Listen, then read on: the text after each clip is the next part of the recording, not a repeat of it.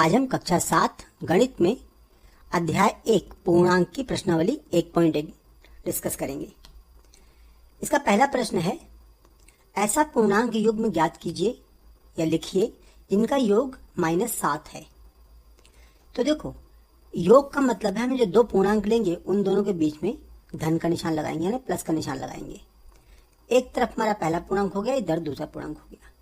क्योंकि योग इनका -7 है तो इसका मतलब जो बड़ी संख्या होगी वो माइनस की होगी। हम ऐसे ले सकते हैं कि मान लो दोनों संख्या हम ऋणात्मक लेते हैं, मतलब -2 और -5। तो ये भी माइनस का, ये भी माइनस का, दोनों मिलके -7 आ जाएंगे। या एक संख्या हम प्लस की ले लेते हैं, दूसरी संख्या हम माइनस की लेते हैं, अब भी इनका योग -7 आएगा। तो अगर हम जो भी संख्या लेंगे, अगर दोनों संख्या ऋणात्मक लेते हैं तो देखो उन दोनों को मिला के 7 आना चाहिए। और अगर एक संख्या धनात्मक और एक संख्या ऋणात्मक लेते हैं तो बड़ी संख्या ऋणात्मक होगी हमारी और उनका अंतर 7 होना चाहिए। तो इस तरह हम वैसे बहुत सारे योग बना सकते हैं जिनका योग -7 हो। इसका दूसरा भाग है अंतर -10 हो। देखो, अंतर के लिए बीच का निशान होगा उसे हम माइनस का रखेंगे। अगर यहाँ माइनस रहेगा तभी अंतर निकल पाएगा।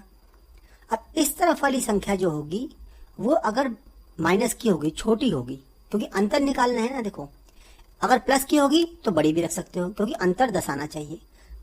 उदाहरण के लिए अगर हम यहाँ 1 रखते हैं, देखो अंतर 10 आना चाहिए ना, तो यहाँ पे 11 होना चाहिए क्योंकि 1 - 11 बराबर -10।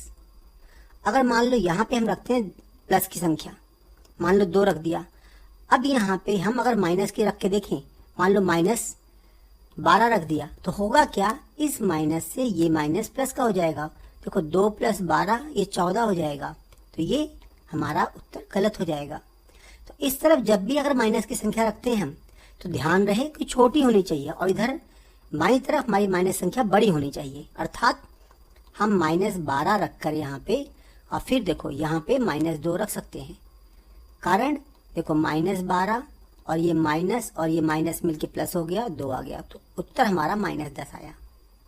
इसका मतलब जो दो संख्याएं हम ले रहे हैं, एक माइनस की हो सकती है, एक प्लस की हो सकती है, या दोनों ही माइनस की हो सकती हैं। दोनों माइनस के केस में क्या होगा, बड़ी संख्या हमारी बाएं पक्ष पे रहेगी, ये वाली संख्या बड़ी रहेगी और ये वाली संख्या छोटी रहेगी। तीसरा है इसका कि इनका योग 0 हो। योग 0 कब आता है, जब दोनों संख्याएं बराबर में हो। मतलब 5 - 5, यानी 5 + 5, तो एक माइनस के कर दो, एक प्लस। देखो -5 + 5 बराबर 0। ऐसे कोई भी संख्या ले सकते हैं, 5 + -5 बराबर 0। चाहे ऐसे लिखो चाहे ऐसे लिखो, एक ही बात है। 1 + -1 बराबर 0। तो जब दो संख्याएं बराबर मान की होती हैं, उनके सिर्फ चिन्ह अलग अलग होते हैं, तो उनका योग 0 होता है। प्रश्न संख्या 2, इसके 3 भाग हैं। हम पहला भाग देखते हैं, एक ऐसा ऋणात्मक पूर्णांक युग्म। ऋणात्मक पूर्णांक युग्म मतलब दो ऋणात्मक संख्याएं जिनका अंतर 8 है। देखो, अंतर धनात्मक है। अंतर धनात्मक है, इसका अर्थ क्या होगा कि हम जो दो ऋणात्मक संख्याएं लेंगे उनका जब अंतर निकालेंगे तो देखो यहाँ वाली संख्या हरदम बड़ी होगी। अगर इस संख्या को बड़ा रखेंगे, क्योंकि इसके अंदर तो माइनस होगा, यहाँ पे ये माइनस और ये माइनस मिलके प्लस हो जाएगा, तभी ये संख्या बड़ी आएगी और प्लस की होगी। और यह संख्या छोटी होगी, घटने के बाद भी हमारा धनात्मक उत्तर आएगा। जैसे देखो, ये संख्या कितनी बड़ी होगी, 8 बड़ी होनी चाहिए। अगर यहाँ 2 है तो यहाँ पे 10 होना चाहिए। देखो -2 हमारी दो ऋणात्मक संख्या हो गई और ये -10, क्योंकि बीच में इनका अंतर निकालना है, तो देखो यहाँ माइनस लगा दिया। अब इसको अगर हल करें हम, तो हल करने पे क्या आएगा, -2 + का 10, जो कि उत्तर 8 आ जाएगा। तो ऐसे बहुत सारे युग्म निकाल सकते हैं हम। अंतर सिर्फ ये रखना है हमें कि ये वाली संख्या, दाहिनी तरफ वाली संख्या बाईं तरफ वाली संख्या से 8 ज़्यादा होनी चाहिए। जैसे मान लो यहाँ पे हमने 1 रखा, ये माइनस का 1 है, यहाँ बीच में माइनस, तो यहाँ माइनस का 9 आएगा और अंतर वापस यही आ जाएगा जो पहले आया था। अब हम इसका देखते हैं दूसरा भाग। दूसरा भाग, एक ऋणात्मक पूर्णांक और एक धनात्मक पूर्णांक लिखे जिनका योग -5 है। देखो यहाँ योग बोला गया है, योग मतलब दोनों संख्याओं के बीच का निशान प्लस का है और उत्तर कितना आ रहा है, ऋणात्मक आ रहा है।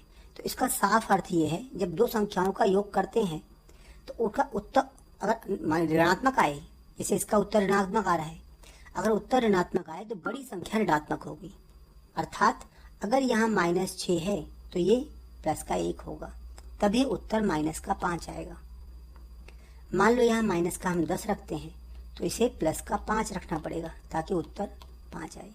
देखो दोनों संख्याओं में -5 का डिफरेंस तो है, लेकिन उत्तर माइनस में लाने के लिए हमें माइनस की संख्या को बड़ा रखना पड़ेगा। ऐसे तुम अनंत उदाहरण ले सकते हो। अब आते हैं हम तीसरे भाग पे।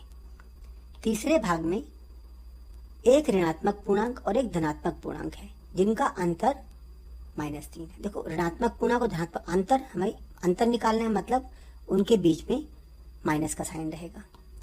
अगर हम बाईं तरफ माइनस का निशान लेते हैं, देखो यहाँ माइनस का निशान लेते हैं, सपोज करो यहाँ पे ले लिया हमने -2, यहाँ बीच में माइनस है, एक ऋणात्मक और एक धनात्मक है, तो यहाँ धनात्मक वाली संख्या इस माइनस से ऋणात्मक हो जाएगी और उत्तर हमारा -3 आ गया। लेकिन इसको अगर उल्टा सोचो तुम कि यहाँ पे 1 रखा धनात्मक माइनस और यहाँ -2 रखा, तो होगा क्या, इस माइनस से ये माइनस प्लस हो जाएगा, उत्तर -3 आने के बजाय +3 आ जाएगा।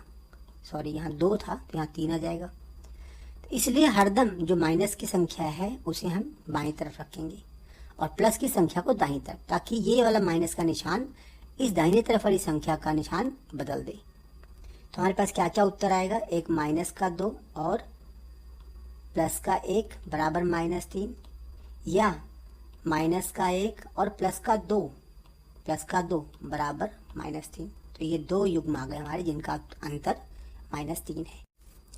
प्रश्न संख्या 3, किसी प्रश्नोत्तरी के 3 उत्तरोत्तर चक्रों में टीम ए द्वारा प्राप्त किए गए अंक -40, 10 और 0 थे और टीम बी द्वारा प्राप्त किए गए अंक 10, 0 और -40 थे।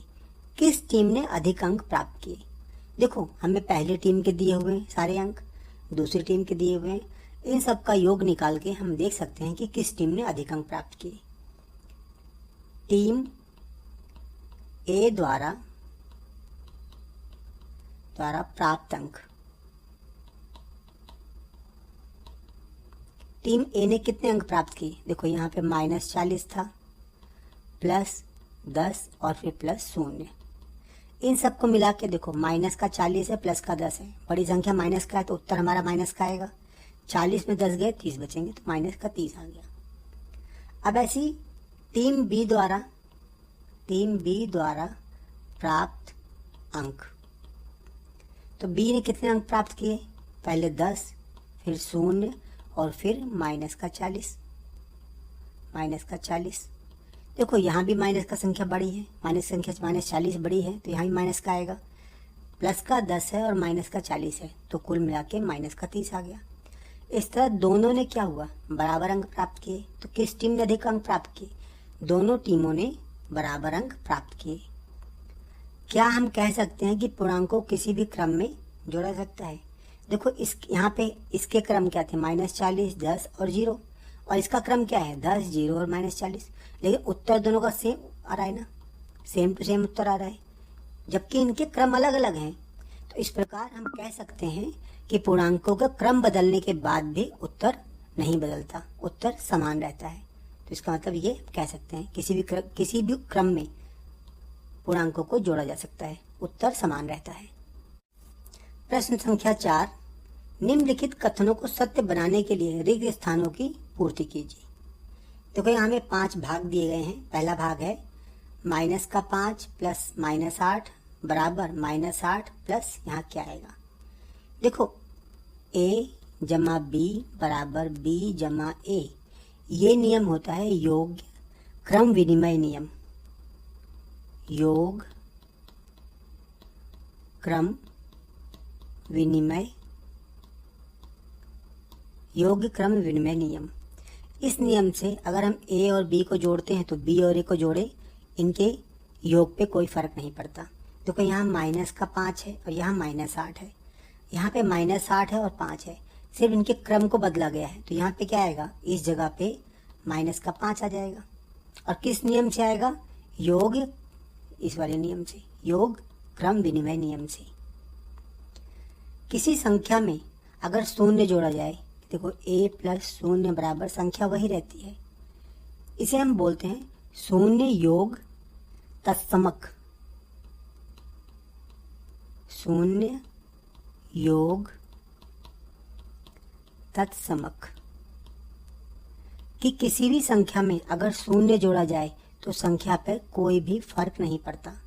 तो कि यहाँ पे शून्य जोड़ा गया ना, तभी संख्या पे कोई फर्क नहीं पड़ा, सेम संख्या वापस आ गई उत्तर में। किस नियम से? इस नियम से आई है, शून्य योग तत्समक नियम से। अगर किसी संख्या में कोई ऐसी संख्या जोड़ी जाए कि वो शून्य हो जाए, मतलब a में अगर माइनस a जोड़ा जाए, देखो a में अगर माइनस a जोड़ा जाए तो शून्य हो जाएगी ना, इसे योग तत्समक कहते हैं। ये योग तत्समक है, योग तत्समक गुण। तो यहाँ पे देखो इसके गुण के हिसाब से, इस नियम के हिसाब से यहाँ क्या आएगा? माइनस का 17, कि 17 में अगर माइनस 17 जोड़ेंगे तभी शून्य आएगा। क्यों आएगा? क्योंकि योग तत्समक नियम के अनुसार। अब आगे देखते हैं। आगे यहाँ देखो 13 माइनस 12 और यहाँ खाली स्थान है, यहाँ 13 माइनस 12 और यहाँ 7 है।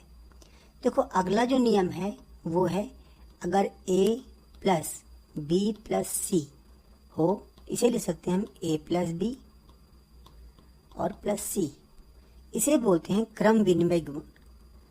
नहीं, क्रम विनिमय तो वो था a प्लस b वाला, इसे बोलते हैं सहचर्य गुण। क्योंकि ये योग पे आधारित है तो योग सहचर्य गुण। योग सहचर्य गुण से देखो गुणन का भी सहचर्य गुण होता है, अभी हम योग का कर रहे हैं। योग सहचर्य गुण के अनुसार a जमा b प्लस c बराबर a प्लस b और फिर c अलग कर देंगे। यहाँ देखो a प्लस b और फिर ये c यहाँ पे आ गया, यहाँ देखो a और b प्लस c आ गया, तो यानी c क्या होगा? यहाँ पे जो हमारा जो गायब है यहाँ पे रिक्त स्थान, वो क्या होगा? माइनस का 7, योग सहचर्य गुण के नियम से। अगले में भी देखो योग सहचर्य गुण है, a फिर प्लस फिर ब्रैकेट में b प्लस c और यहाँ देखो a प्लस b आ गया और फिर c क्या होगा हमारा? माइनस का 3।